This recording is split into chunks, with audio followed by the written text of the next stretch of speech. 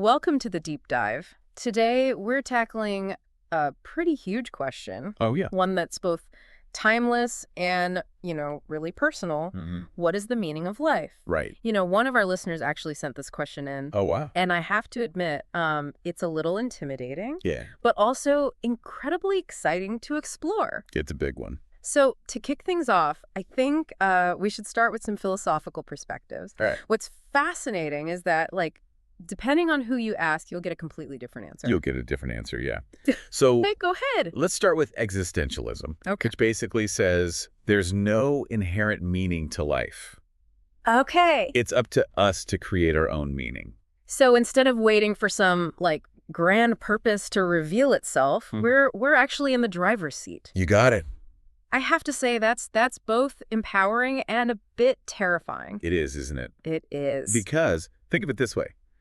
There's no cosmic rule book dictating what a meaningful life should look like. You get to define your own values and live by them, which is where this concept of authenticity comes in. Authenticity. Yeah. So it's about, being true to yourself, even if it goes against, societal expectations. Exactly. It's about aligning your actions with your core beliefs, even if it means, choosing a less conventional path. That resonates with me. Yeah. But what about those who feel like, even with all that freedom, the universe is just indifferent to our struggles? Right. That's where absurdism comes in, right? Yeah, you got it. Yeah.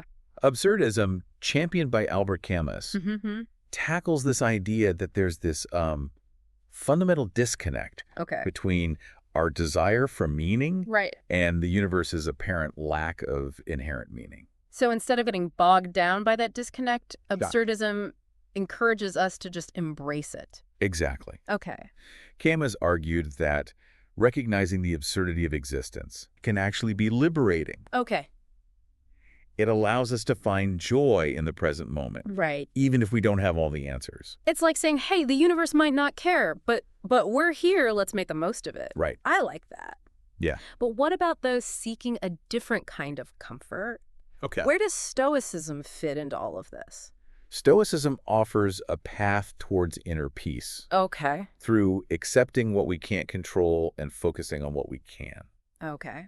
It's about finding contentment in the present moment, regardless of external circumstances. So it's about controlling our reactions. Yeah. And finding strength within ourselves rather than getting swept away by, external chaos. Exactly.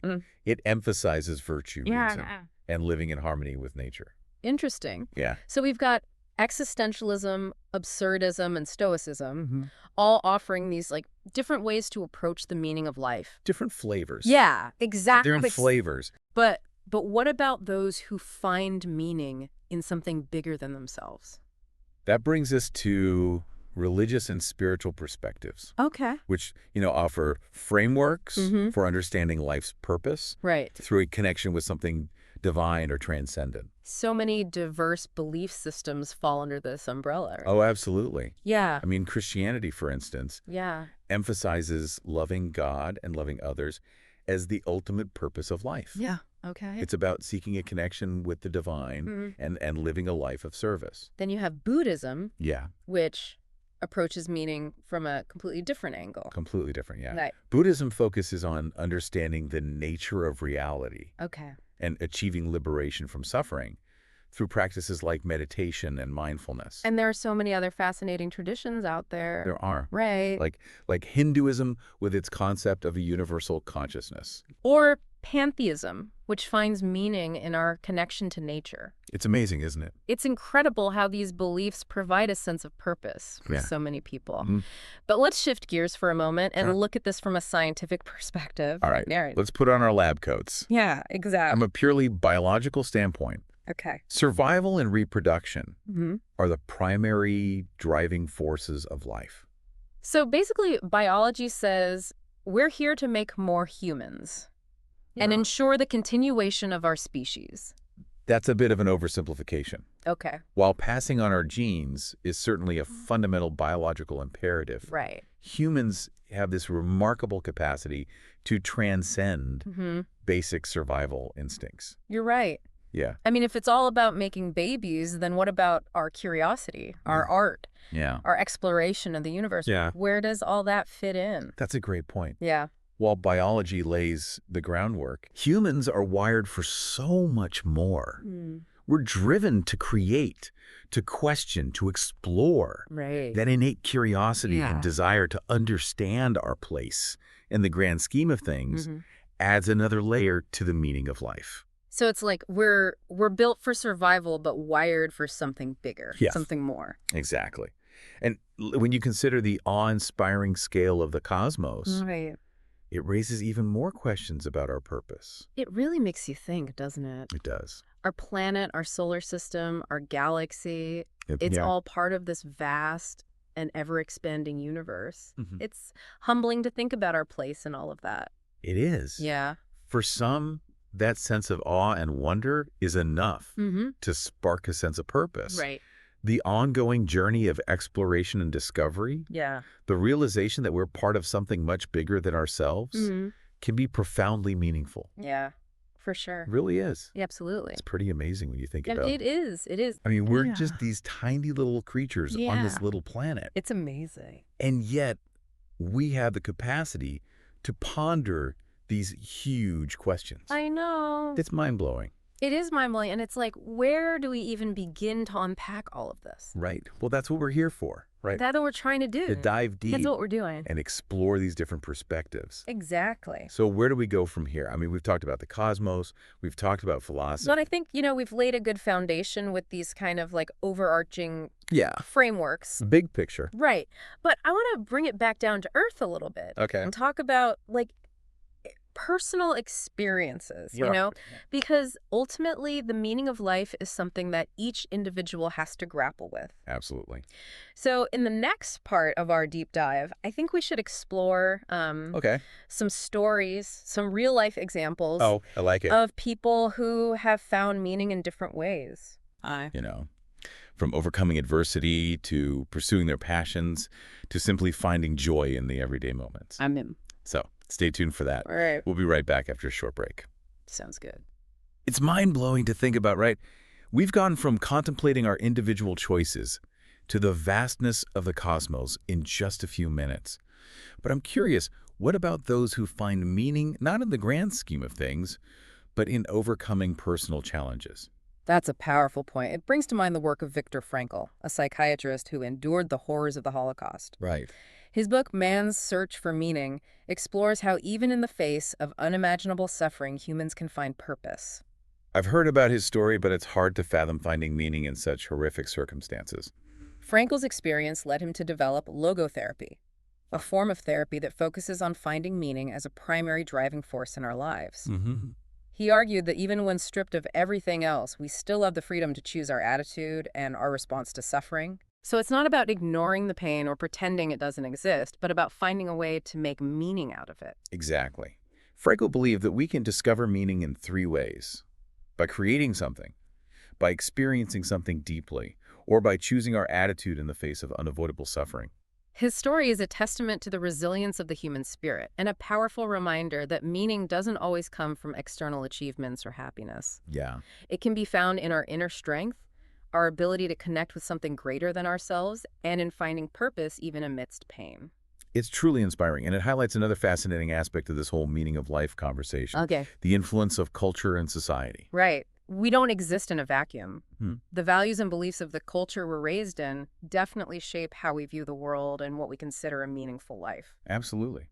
Different societies emphasize different values, which in turn influences how people perceive their purpose.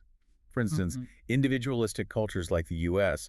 often prioritize personal achievement and self-reliance. So in those cultures, you might find meaning in pursuing your own goals, building a successful career, or expressing your unique individuality. Precisely. But in collectivist cultures, like many in Asia, the focus might be more on community family harmony and contributing to the group. So in those contexts, meaning could come from fulfilling your role in the family, honoring traditions, or working for the common good. It's fascinating how these cultural differences can lead to such diverse understandings of what it means to live a meaningful life. Isn't it?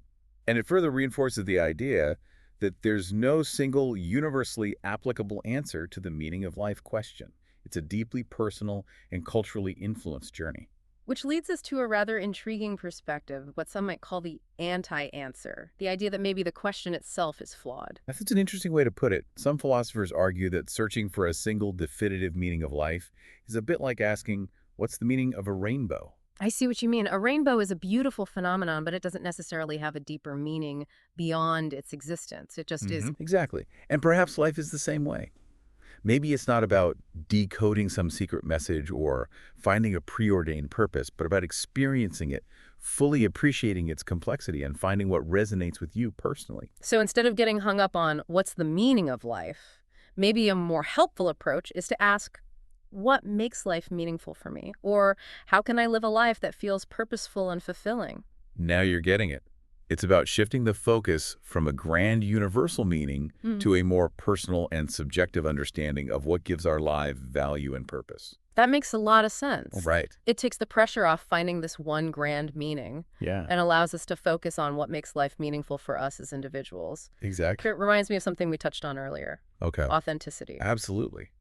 Embracing this personal approach empowers you to define what matters most to you. Right. It could be your relationships, your creative pursuits, your contributions to society, Right. anything that resonates deeply and gives you a sense of purpose. So it's about discovering what brings you joy. Yes. What makes you feel alive and engaged. Yeah. And pursuing those things wholeheartedly, right? Precisely. It's about aligning your actions with your values Okay. and living a life that feels authentic to you.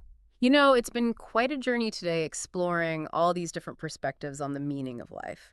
We've gone from existentialism to absurdism, from religion and spirituality to science, and even touched on the idea that maybe the question itself is part of the mystery.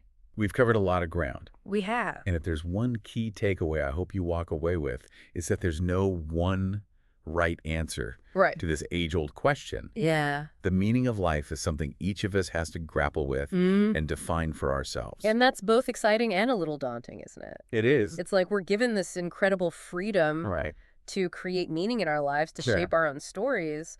But it also means taking ownership of that responsibility. It does. Yeah. Absolutely. It's a big responsibility. It is a big responsibility, but it's also incredibly empowering. It is. Because it means that you're not beholden to some external authority or some predetermined plan. Right. You have the power to choose what matters to you. I like that. And to create a life that reflects those values. Well said. So to our listener who sent in this profound question, and to everyone joining us on this deep dive, we hope this exploration has provided some food for thought, some new perspectives, and maybe even sparked some inspiration to craft your own unique meaning. Remember, the search for meaning doesn't end here. Right. It's an ongoing process, a journey that unfolds throughout your life. That's true. Embrace the exploration, stay curious, and keep those questions coming. What resonated with you most from our conversation today? What questions are still swirling in your mind? We'd love to hear your thoughts. You can find us on all the usual social media platforms or leave a comment on our website. And remember, even though this deep dive is coming to a close, the conversation continues. Keep exploring, keep questioning, and keep living a life that feels meaningful to you. We'll be back next week with a deep dive into a whole new topic, so stay tuned for that. Until then, happy diving. I asked God to take my habit away. God said no. It is not for me to take away, but for you to give it up. I asked God to grant me patience. God said no. Patience is a byproduct of tribulations. It isn't granted, it is earned. I asked God to give me happiness. God said no. I give you blessings. Happiness is up to you. I asked God to spare me pain. God said no. Suffering draws you apart from worldly cares and brings you closer to me. I asked God to make my spirit grow. God said no. You must grow on your own, but I will prune you to make you fruitful. I asked for all things that I might enjoy in life. God said no. I will give you life so that you may enjoy all things. Then I asked God to help me love others as much as He loves me. God said, finally, you get the idea.